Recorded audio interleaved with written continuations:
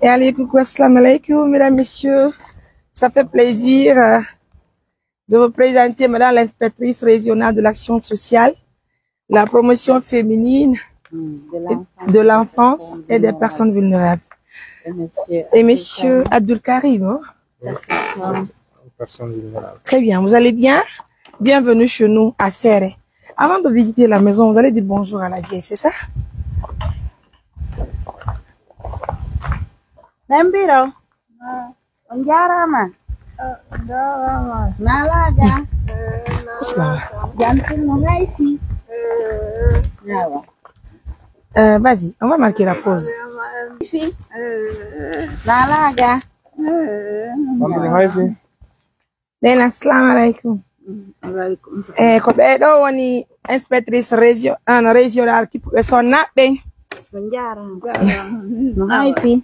Nibeja. Nibeja. Nalaga. On duuloto woni ɗo? Iɗon duulade? D'accord. Dans l'inspectrice, c'est elle la maman. Nous l'avons rencontrée, c'était à la veille de la fête de Tabaski. Alhamdulillah. Alhamdulillah.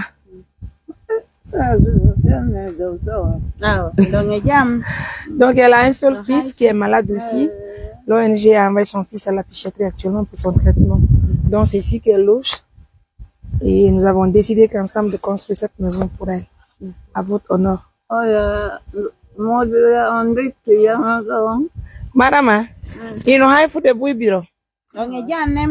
La maison là est très jolie. Tu as vu la peinture? C'est nickel. Nene, ben yo berbe yettaon. Be andaon. Yar kadi be tina golle amende. Ara ko teddugal le mono ko be halfina yugo sonna be ka sare meden mamu. Barkamu nani. Barka. J'ai beaucoup aimé la peinture.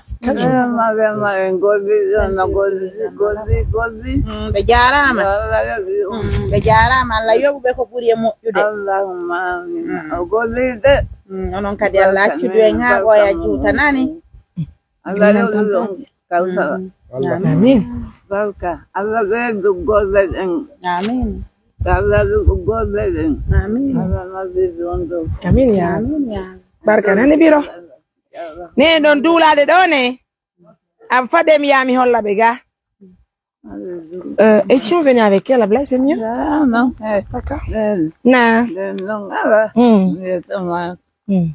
ala yeta kan on fa la mieta da on fa lo yeta de la maison mais ngali wadi ko mon jaton c'est bien aménagé pour l'instant et on a donc amené na do c'est bien.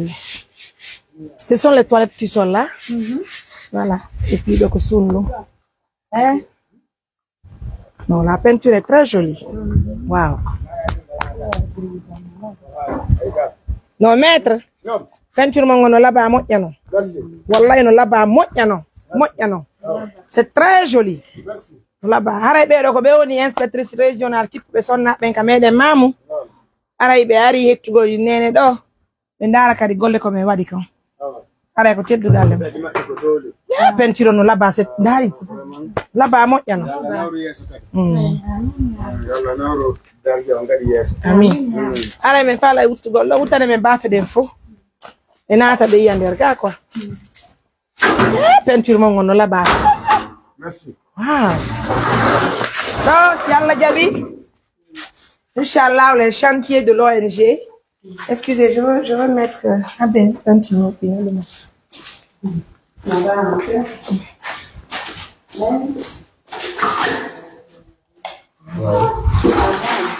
Dans un mois, mais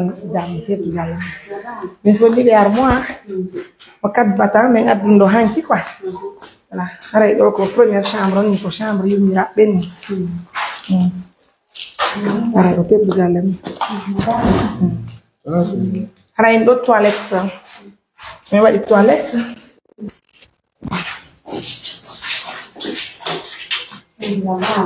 Pour rentrer. Voilà. Donc c'est ça. La toilette, la deuxième chambre est là-bas. C'est là-bas que nous comptons aussi mettre son fils qui est parti à la psychiatrie là. On s'est dit mais mais John Manaï moi.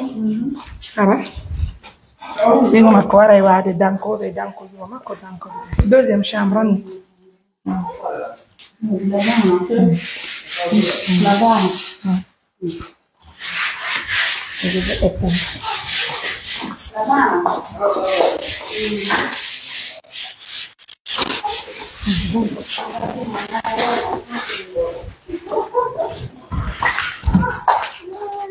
Wow, j'ai aimé la peinture là. Tu vas me prendre la peinture là, s'il te plaît. J'ai aimé ça. On doit faire la promotion du peintre, c'est très important. Ah oui, c'est bien fait. Vraiment, j'ai aimé.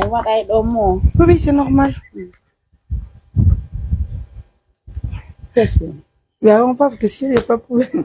Salam alaikum. Walaikum salam. On y jam. Jam tan. Andi sene julbe Allah ben ko hombe. Madame Kadiatu Baylo Simano ko ni ko halsina ko fewti siddi en Eyo. kay koy jikkunna ben e towa duubi ben ka région men mamun do. Très bien. Hara yande don seni nokkure ko wiete sere. On tini ko jiani ka sare meden mamun do hara don ari tinugol golleji ko kippi mojo bere wiete ni assistance alimentaire d'urgence.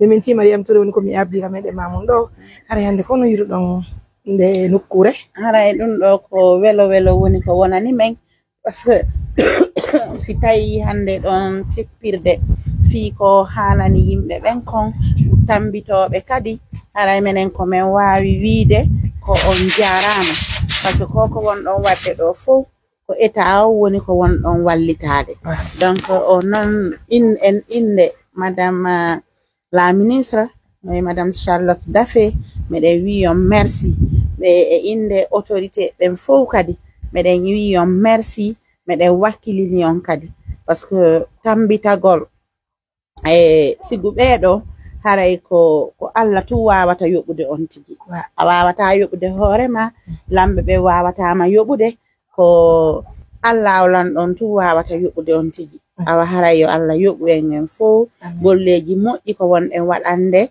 yimbe haton jimbe wallitede ben Allah nawru mo jobere nde yes Allah amin haray fi watu wakar question immono tom on tini tuma wotuma haray yimbe buno landade men si tay woni mele huwondiri e onon direction régionale qui fi sonna be yawdir ko pay ko ka meden mais on labe meden huwondiri si tay woni haray balle ala ka heba ton financièrement kono joni hiden jokkodiri en dan ka meden mourad moƴƴuru haray no milando taw si haray golleji ko men jokki hande kameden mamun do bayna mamun to men jokki ko lagine fo woni men wallitade no sonja hebori o nokkure be no dame men tambito taw si o waaway wonande men sabu mais waawa haray humpondirde e kanyum ministre kippudo sonna be kameden lagine fiyobe humpito existence men gon kameden lagine do fiyobe burto wallitade population si Allah jabi men kippay fi no humpondiri ron e autorité be wombe ben ka ministère notamment madame la ministre déjà hibe humpiti golleji ko jokkudon kon ko woni tun taw haray corfum hebaaki taw fiino be arira be kina ko won on e gollude kon kono hibe humpiti menen ka région do meden humpiti ko jokka kon si Allah jabi nyande Allah newnani be seni mamun do wo haray en visite naybe golleji go ko tawata hara ONG on no wadde la région men. Alhamdulillah. Donc mesdames, messieurs, nous sommes avec madame l'inspectrice. Également, il y a un cadre comme Edo Belakana Kipani fi. C'est un cadre de kambe woni ko halfina ko fewti jukkunnabe ben e ko fewti towa duubi ben ka région men do haray ko fewti kala tambitetedo ko be do woni ko halfina ka région men do kambe kadi ko tawata woni ne meden do be bi ko yaka jon 90 ans kel continue ko to adubi be hatto yin kadi ballal muradu euro haray onon wi modon ko no yiro don golle den be ko me way ko wadan gobe parce que meden miji wad go bulini haray onon ko no yiro muradu jibi alhamdulillah rabbil alamin haray ne be weltani c'est bon vas-y ONG mon assistance humanitaire ray me de welti golle ko waddon ko heedi wakkilinde kadi ko hedditi fa rewi me weltike futa ma ala ɓuri wiwgol mais weltike D'accord. welti ko mbeɗa yiwde réalisation ji ɗi wonɗo wadde ɗum fof ara mbeɗa welti. Bien. Donc, mesdames, messieurs, pour finir, avec Wandin Tingolom, et mede wondi ɗo e hara autorité ɓe molanaɓe kamel en mamundo hande mede welti moƴƴa ko tawata kon hande hara inspectrice wawi e ettugol tan maɓɓe on hara hewta ka nokkuri ko woni e gollugol ga longo piji ɗin ko annuye moƴƴa no mede welti moƴƴa ɗum ɗo no holli men mede mari espoir ñande gore yidugol e halfaɓe laamu ngun télémaka ministre ɓen Conakry ɓeccuɓe ɗo hande ɓe wawi tindugol e amen nokkure ko woni e gollugol ɓe andi wona sama ko jokki haray ko piji ɗin ko moƴƴi men jokki ko fiu ɓanta leydi men ndi men jokki haray madame l'inspectrice donc haray ko teddugal e moɗon on compte inaugurer la maison dans moins de 10 jours parce que le nécessaire est obtenu si min gayni peinture on min soodino danki min soodino dande dowaɗe wonde ɗen ga min soodi julle salon o o yi partenaire ɓe amen pan on no broie solaire adi fixani men panneau jeɗen donc tout est là au fait. D'accord. Haray ko ndiyan ɗam men wanno forage mi waɗi 2 contrats men yaali mais même ça aussi, nous comptons faire un peu améliorer ici. Inch'Allah. On compte commencer peut-être dans 2 à 3 jours. Inch'Allah. Haray ñande inauguration on si Allah jaɓi simiɗo ɗo en tawde. Dieu merci. Si Allah jaɓi. Merci madame. Monsieur, c'est un plaisir pour nous. Hein. En tout cas, merci pour l'attention, pour la fidélité. Et en même temps aussi, j'encourage tout le monde de faire comme nous.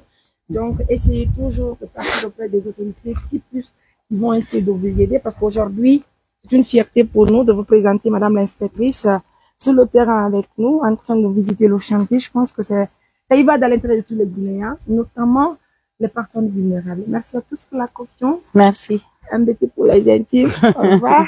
Merci.